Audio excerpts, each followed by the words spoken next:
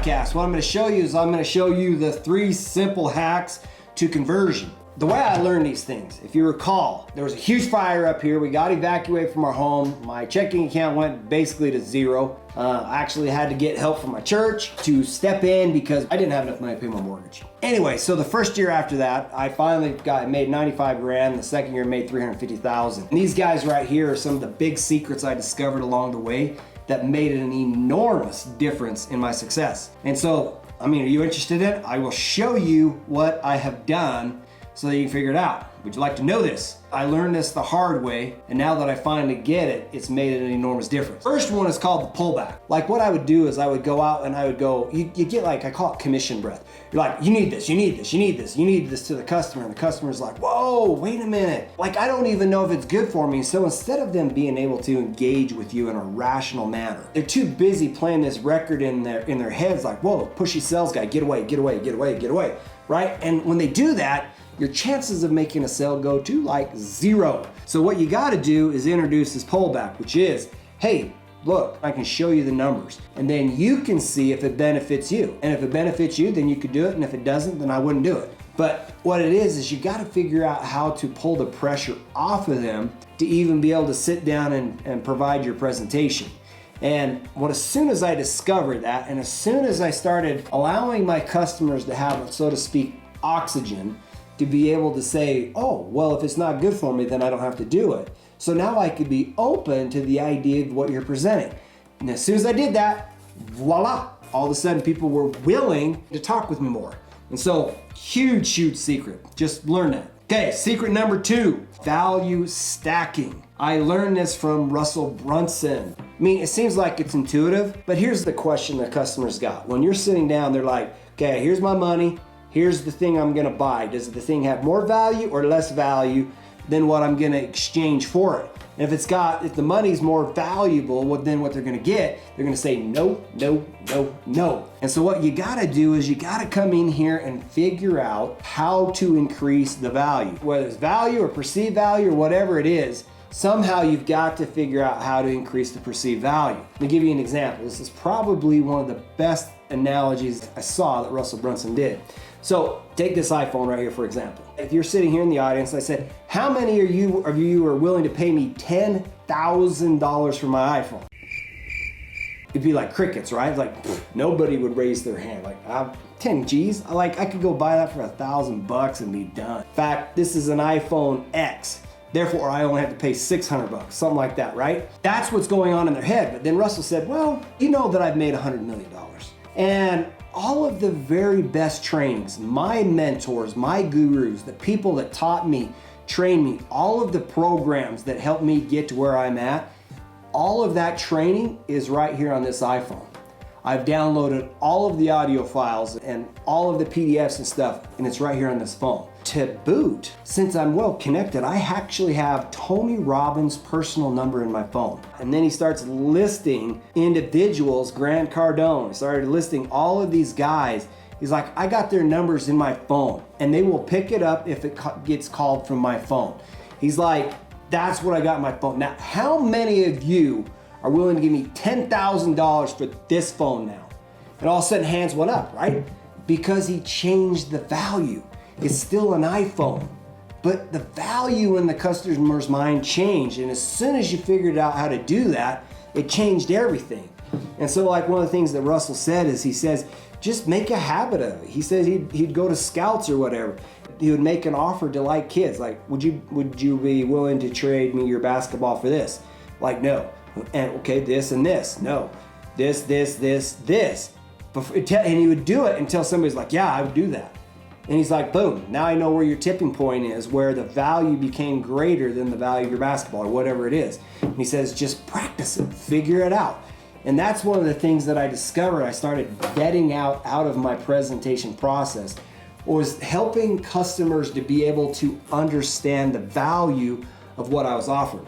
This third one is the straight line method. This one I discovered on my own, and then I actually discovered it in a different way. What I mean is on the straight line method, when I would go sit down with a customer and I would do this presentation, the customers they're right here, and here's the problem. This is the problem, and then here's the solution. Well, what I would do is, like, I don't even know if I identified where they're at, right? But I got the problem so convoluted and I got them so confused that by the time I got to the solution, they didn't really understand how A got to B, because in between it was all screwed up. As soon as I figured that out, or I realized that I figured out how to simplify, like my stories were simplified, how to get it from A, here's my problem, here's the solution. And as soon as I got that so it was clear, all of a sudden my customers could start going, oh, I get it. I get it. Because I didn't take them on these big old tangent detours. And as soon as I did that, they all of a sudden got it. Now, when I say that I discovered this, I then came back and I discovered this guy right here, The Wolf of Wall Street. This is an audiobook. He calls his method the straight line method also. And as soon as I listened to him, because see, like I knew that it seemed like I was on to something. I knew that when I changed my strategy or my presentation and I made it clear and simple, all of a sudden people could raise their hand and say, pick me, I'm interested, right? And as soon as I made that clear and something they could raise their hand. He came in and he was working with guys that were selling stocks. And he noticed the exact same problem. And he's like, he could make sales and his right hand guy could make sales and nobody else can make sales. And he basically is like, dude, you guys have got to stop. Like, stop. You guys, you're all over the map. The customer's getting confused. You're using up too much time. Customer's confused. You're all across the map. So in the end, the customer doesn't actually have time to say yes. He's like, you got to stop that. And as soon as he helped these guys figure out how to stop doing the all across the map thing and go from A to B, all of a sudden these guys started having success.